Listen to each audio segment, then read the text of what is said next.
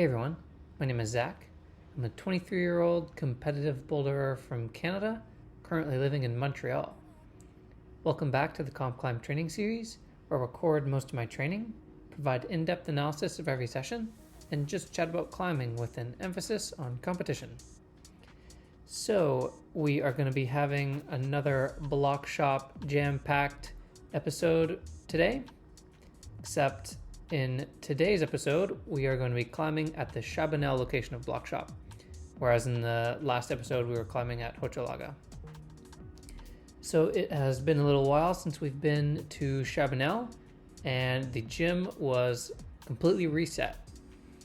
And actually, the reason that I wanted to come train here today was because that I know they're having the Youth Boulder Nationals soon, and you know, for an event like that, they're gonna have to strip the gym and like set for a week. So I basically wanted to come get my last minute BLOC SHOP sessions in before the gym is less accessible to train in. So I wanted to try and do as many boulders as I could today, because I knew these would all be gone by the time I would have my next days of training here. And so, for those who missed the last episode, the long story short is I have switched up my training a little bit, and I'm trying to make my boulder sessions a bit more style focused. So this session is supposed to be a slab and coordination session. And the reason that I put this session in the morning is because I usually don't feel as strong in my morning sessions. And so, and I usually feel stronger in my second session. And so I am trying to lean into this idea and schedule slab and coordination in the morning, and then the power boulders and the strength-based boulders in the evening in the second session. And really just lean into this effect of, I don't feel strong in the morning, but I do in the second session. But as you can see in today's day of training, all I've been trying are power boulders so far.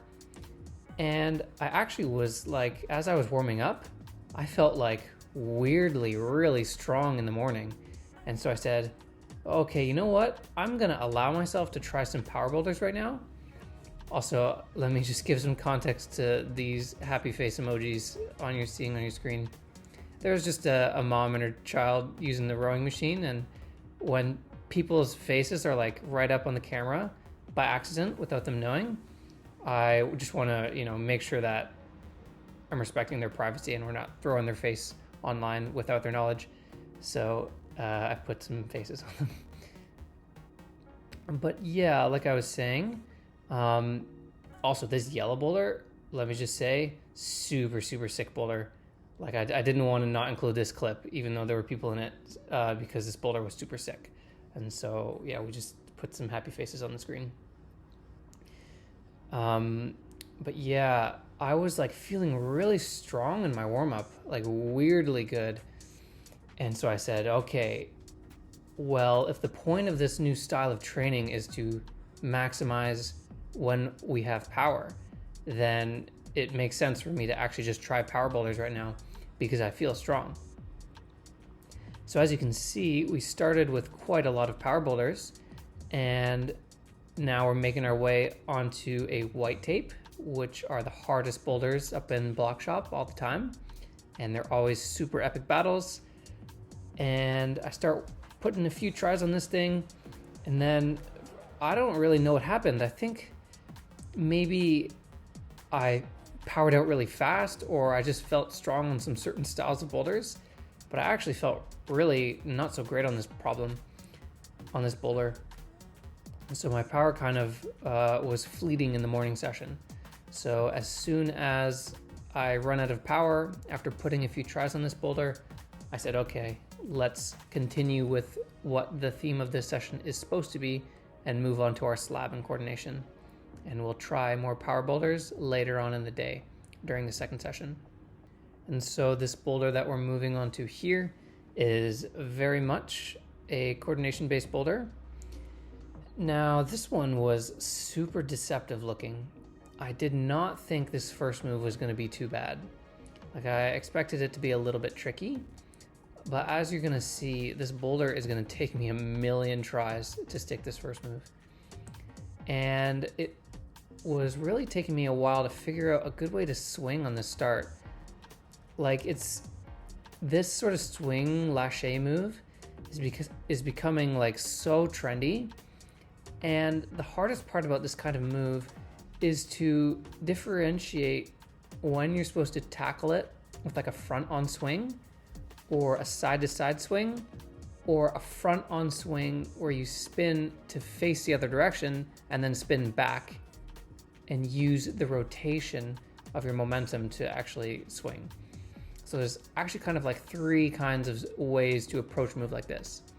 You got your front on swing, your side to side swing, and then your like front on, rotate outwards, spin back to front on swing.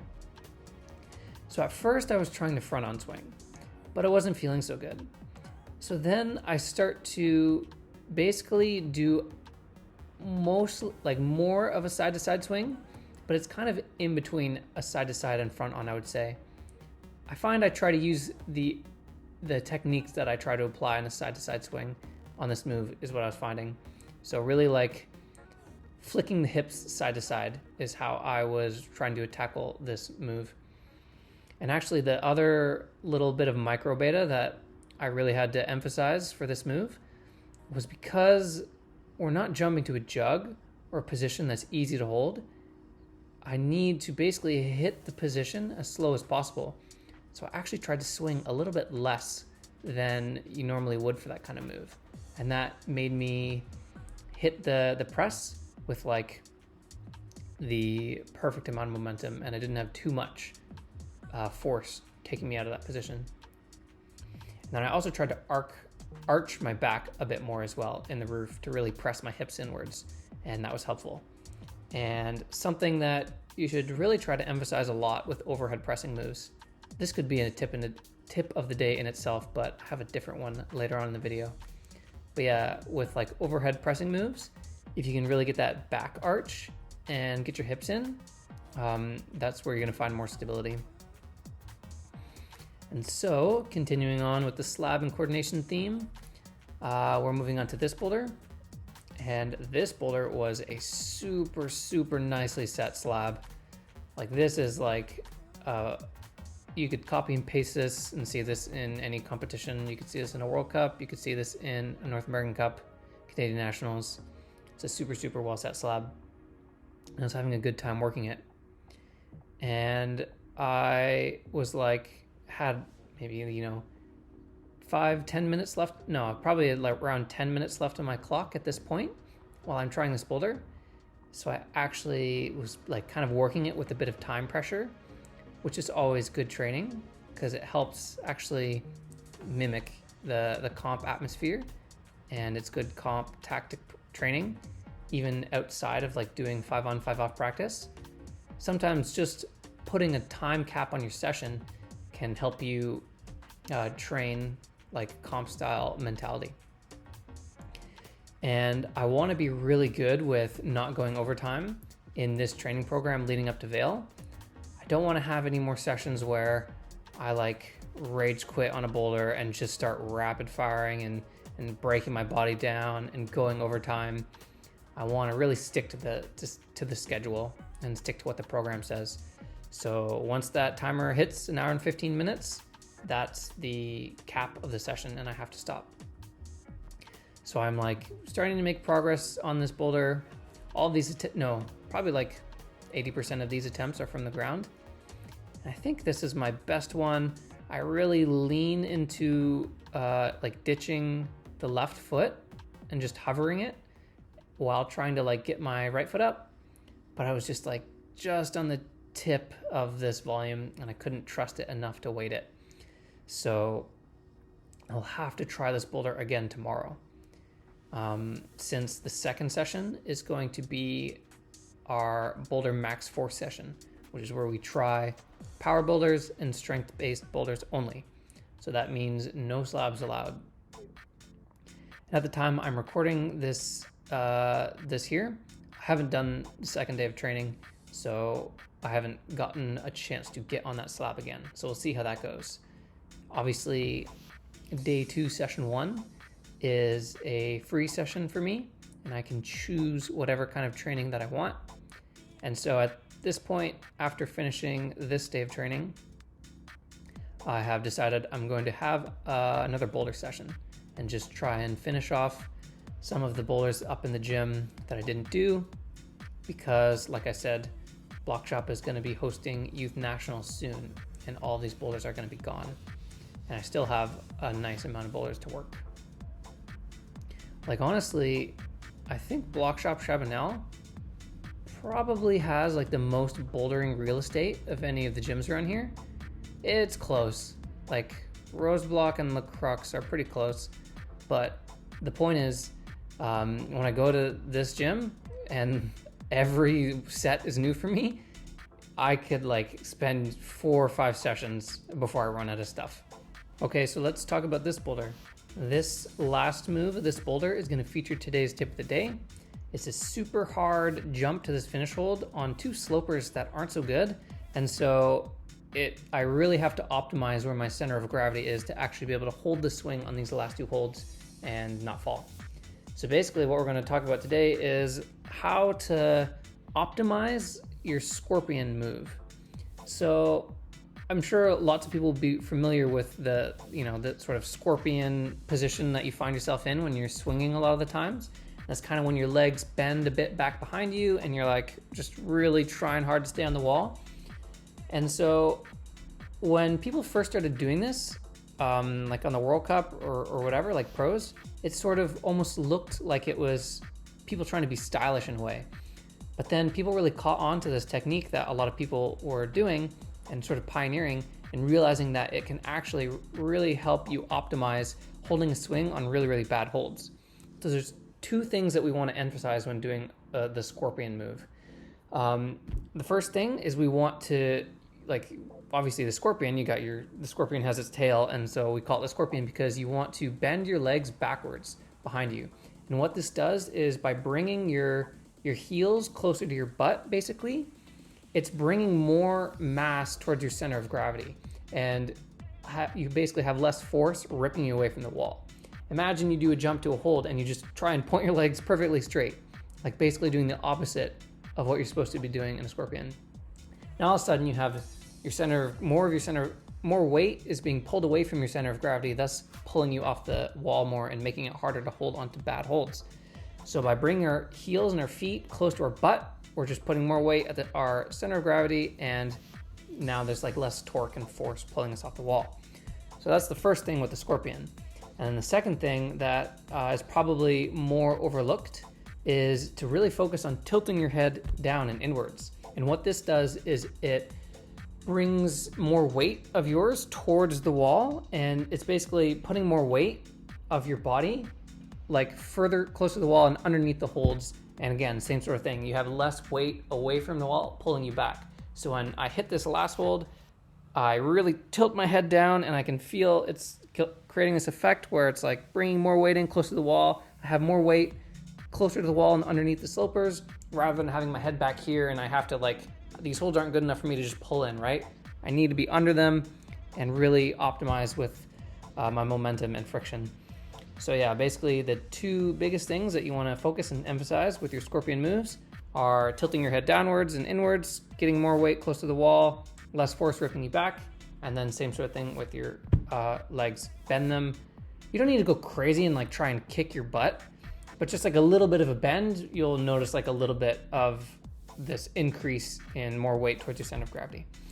So yeah, that's how we can optimize our scorpion movements, and we can check it out. I'm going to try doing this last move now by doing these couple things. And while I was trying this boulder, I was trying to think of an easier way to do this finish move. You can see I kind of want to work my feet up, but it's like, no, I think you just have to jump, and it's a really hard position to hold. Like there's no jib on the finish hold. It's just all in the sloper. And so I really need to optimize my scorpion move in order to hold these pretty bad holds. And this one was probably a bit of a stiff 10, honestly. And it was a super sick climb. And actually on this attempt here, I'm like, okay, it's time to send the boulder. Let's try really hard. And so I start getting a little shaky, over gripping a bit. And this is where some like flash pump starts setting in, and it gets really hard to shake it for the rest of the session. But so thankfully I was able to send it on that attempt, because with the flash pump, I didn't think I was going to be able to do that boulder again. So what I like to do when I get flash pumped is I like to move onto a boulder where there's like a crux that I still need to work on, basically. So this means that I can go and put a few attempts on where I climb into the crux sequence and try it a couple times, and this helps me de-pump because I'm doing less moves, right? If I was to go move on to another boulder where I think I can send it in 1 or 2 tries and I'm giving ground attempts, it's going to be harder to shake that flash pump because I'm going to be doing more moves when I'm trying boulders that are sendable. So after putting a few attempts onto the crux of this boulder, I could feel the flash pump was starting to fade a bit, which meant that I could try it from the ground, especially after having a bit more information on how to maneuver this crux sequence. And man, this boulder, holy cow, this is like a nice proper BLOC SHOP white tape. Again, lots of hard moves, super sustained, like it's just an absolute fight to get to the top of a boulder like this. It's definitely got like a crux, I would say, and the crux is definitely coming into the second last. I would say it's the hardest move, but what we're gonna see turns out to be the crux of actually sending the boulder for me is having the stamina to do all of the moves, including the last move. So obviously what I mean by that is I'm going to be dropping the finish a few times during the session. So here, finally I get here for the first time. I'm like, oh yes, let's send a white tape. Ah man, but I'm like so pumped. I'm so fatigued when I get to that point. Like this boulder is physically exhausting. And it's like by the time I got up to the finish move as well, the flash pump would like kick in a little bit, especially when I got nervous. And so it just like the last move isn't that hard. Definitely not harder than the coming into the second last, but I'm just always so pumped when I get up there. So here I try the move individually and it's like, it's pretty okay. Like the last hold is pretty good. It's like pretty flat. But it's just like when you get here from the beginning, you've done so much intense compressing with your left arm that to crank off of it to go to the finish and then catch the sloper is just so fatiguing. Like this boulder, I found my left arm was just taking an absolute beating, putting on all these ground attempts. And so I think this ends up being the last try of the day. I'm like, come on. Usually, I don't remember the last time I fell on the finish move of like a project 3 times. Like, okay, you know, a finish dropper once or twice, that's like, okay.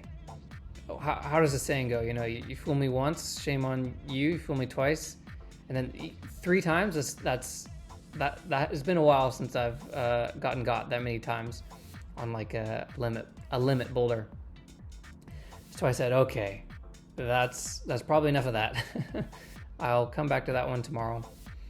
That boulder was getting me super motivated and super psyched. And this always happens when I go and start projecting a white tape at BLOC SHOP. It like reignites my motivation for just trying to put down hard boulders. So we move on to another black tape. That send that I just got was actually on my 3rd attempt. I forgot to record the first couple of tries. I think I fell on like the first move. So yeah, that one was on my 3rd attempt.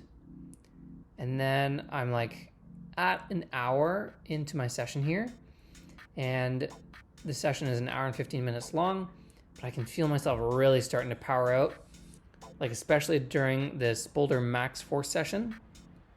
The fatigue really compounds quite fast, and so I knew that this was going to be the last boulder of the session. So yeah, like I said, I haven't done tomorrow's day of training yet at the time I'm recording this. So I will see you in a second after I return from that day of training. And I'm back. So a little spoiler, when I got to the gym for the next day of training, they were doing a reset, and I realized I totally forgot to check the setting schedule, and the green V12 was disappeared. And honestly, it was probably for the best. Those line of holds are called Super. That's the brand of the holds. And they are known for like eating your skin away without you really realizing it. So they have this weird kind of texture that gives you pink tips, but I find that I don't notice any pain. I just see my skin is like super pink after I wash my hands. And that was the case when I finished my day of training yesterday. My skin was pinker than I thought. It wasn't in carnage though, so today's day of training was not going to be too hindered. But yeah, if that green boulder was still up, I probably wouldn't have been able to resist trying it again. And, maybe we would have made the skin a little bit worse. So I think it was the training gods telling me that I shouldn't be trying that green boulder again. Like, dropping the finish hold of a boulder 3 times counts as a send, right? I think it should. So yeah, I'll take the send. I'm kidding. But anyway, what it meant was that I would have time to try the other white tape that was up in the gym. So first, I'm going to start off by doing like a really thorough warm-up. So I'm making sure I do a good amount of moderates before I'm getting to like what is looking like it's going to be an absolute limit boulder. It's actually the blue thing you see to the right. That's the other white tape in the gym that we're going to be getting on now that the green one was gone. And I actually didn't plan on necessarily getting to the blue boulder, because I figured that trying to do all of the boulders in like the red and black tape range in the gym plus the green holds white tape was going to be enough of a challenge on itself that I wouldn't have time to like really project what looked like the hardest boulder in the gym. But since the green boulder was gone, I said, okay, well, now some more time is freed up and I can work it. So as I'm like going about these moderate boulders, I'm starting to realize that I tried really hard on that green boulder yesterday. So actually, I didn't feel bad per se during this session. I would have probably felt quite good under normal circumstances. I just felt fatigued. I could tell that I like really was working hard on the green, especially my the backs of my elbows were like super sore from the really intense compression moves on the green boulder. So I found it was actually hard to like pull really hard with my arms today. But yeah, this is the hardest boulder in the gym. As you can see, this is the other white tape. And honestly, even just by the looks of this boulder, I figured that I wasn't really going to be trying to send it in this session. This thing looks like it's super, super hard and would take multiple sessions to potentially send. And meanwhile, I only have this one morning session where I'm a bit tired on top of that. So I just decided to kind of play around on this boulder, try some of the moves, maybe try and do all the moves. But there are some like seriously hard moves on this boulder. I wish we were in the off season right now, because that way I could, come back for multiple sessions and could really focus on projecting this boulder. But since we're really, really trying to optimize the training right now for Vail, I'm still trying to be in like super comp mode. And variety is the name of the game during our boulder sessions. And I always want to be getting on as many different kinds of boulders as possible. Like lots of moderate boulders, lots of like the black tapes, Honestly, like the black tapes, which are the V10 and 11 range in BLOC SHOP, are like probably the most important boulders to be getting on during our boulder sessions, because that's probably like the difficulty of boulders you'll see, that we're going to see in the North American Cup and Vail. So while the white tapes are really fun, I'm really trying to embrace the fact that actually the blacks and the reds are probably more important right now. So I reined myself in, and I didn't get caught up in projecting the blue white tape, and even just messing around on that boulder for a little bit was super fun. Sometimes it just feels good to like throw yourself at a boulder you know you have no chance of standing. It's fun to just fall on super hard moves and pull onto a boulder like that. But yeah, so after realizing that I was losing a bit of power trying that blue boulder, we are moving back to the red tapes, and there were a lot of them up in the gym to try. This boulder was, obviously it looks really nice, but it actually climbs like even better than it looks as a boulder. Like this one was a super, like kind of under the radar, really, really well set move. Like it looks like, okay, it's just kind of a simple paddle, but actually this is kind of a new school sort of running paddle move that's been popping up maybe in the last year, where when you do this swing, you actually lead with the foot that's further away. So you see how obviously I have to swing and land with my left foot first, even though usually with this kind of move you would land first with your right foot, since it's closer to the direction that you're swinging. But it was actually, this was my first time practicing on the new school style of like swing run move where you lead with your further away foot. So there was definitely a bit of a learning curve for that move, I found. And it was like, it was really important to kind of like pendulum with my hips. And so that was a super well set coordination bowler, and helped me practice a very new school style move, which I feel like I could find on the comps any day now. Like I haven't had to get on it in the comps yet, but now even just with that one little boulder of practice under my belt, I will be a bit more prepared for it. Like actually, so Maddie made the semifinal at the first World Cup of the year in China, and the first boulder in the semis for the women had that kind of move, like the new school swing move where you lead with your further foot, like we just did. And she had never tried it before. And so she found herself being like, just never having practiced that kind of move and having to learn it when it's like not time to learn moves, it's time to go perform and show your stuff and show what you got. So yeah, the point is it's always very valuable to try and practice moves that you see like trending on social media, like comp style moves, or on the World Cup circuit, because you never know when you're gonna have to try them yourself. So yeah, if you are a competitive boulder, I mean, it's kind of like a no-brainer, but you really make sure you practice these new trendy moves that you have never done before, so that you don't have to learn them right on the spot in 5 minutes.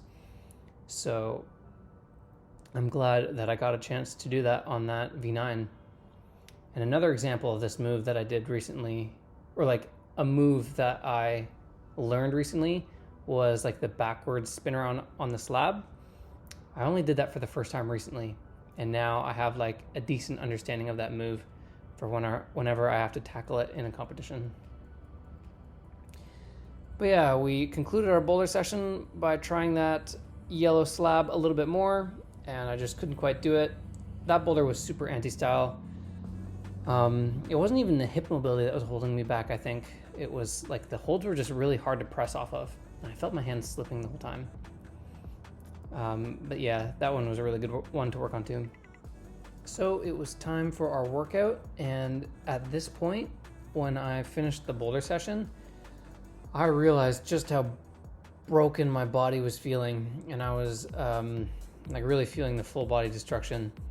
And that's because, I think I mentioned it earlier in the video, That BLOC SHOP GRIND is probably, yeah, I'd say in my opinion, it has like the most physically demanding boulders, like lots of classic style climbing. You just gotta be like strong to do a lot of the boulders.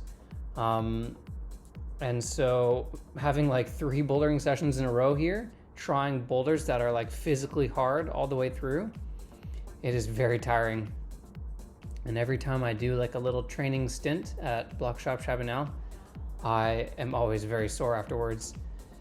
So by the time it's like time to do this workout, I am feeling the burn. And I was actually close to like wanting to call this workout a bit short today, but I have like obviously a lot of motivation for Vail, as I've been saying. And it's been a while since I've had this like super potent motivation for a single event. And it's actually a very useful tool during training. Like anytime I just feel like I want to like take a shortcut somehow in training, I just have this like, inner reason that I can't defy, basically. I just have to do the workout because I'm so motivated for Vail. So it's gonna make training like super good going forward. And then yeah, here you can see we are doing these calf raises. If you missed the last episode, this is a new exercise that I'm incorporating in my workout. And yeah, so I guess maybe it's easy to miss, but I'm holding a weight in my hands right now. So I've been training this exercise for a while, but I haven't gotten around to it recently, and we're just picking it back up again now. But yeah, what you do with this exercise is you just want to basically sink as low as you can into your calf, and usually you're going to need like a bar or some sort of like a pole to stabilize with your hand, because it's very difficult. I'm not just like balancing on one foot and doing these calf raises while I'm holding 50 pounds. That'd be really hard. And so I have like, I hold on to the beam there, as you can see. And what you want to do is you want to try and just use it to balance. Like make sure you're not pulling off of it, because it actually defeats the purpose of the exercise a bit. But yeah, you just obviously sink as low as you can into your calves, and then you just press up as high as you can. Obviously, while holding the weight, it makes it a lot harder. And I find that this is a really good exercise to train your overall ankle and foot stability for slab climbing. And after I started training it for like a year and a half, that was like right around the same time that I noticed my slab gains. That in combination with like also moving to Germany and being exposed to a lot more slab climbing. But yeah, I would very much recommend calf raises to be a part of your workout if you are trying to improve your slab game. So to finish off the day of training, it was off to Roseblock for our hangboard, and we are doing our crimps and slopers now, as you can see. And in the last episode, we were doing both our crimp hangs and our sloper hangs at 80 pounds, and we are bumping them up to 85 today.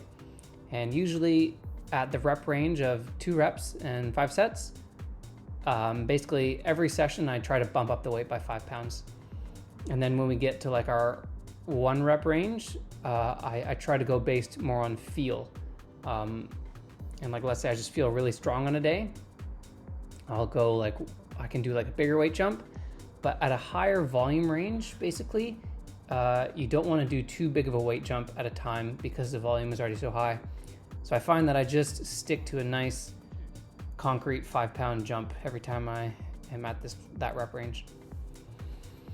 Then here we are doing our pinch block.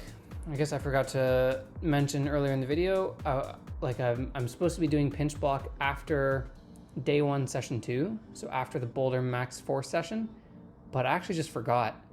And because that's not usually where I do my pinch block, this happens to me a lot actually when I program exercises in different places than they usually are. I just forgot to do it, and so I'm doing it now. And that's not too big of a deal. The point of doing it after the Boulder Max 4 session is just to spread it out so the hangboard session isn't so long. But yeah, as long as I'm doing it, it's not too big of a deal when I do it.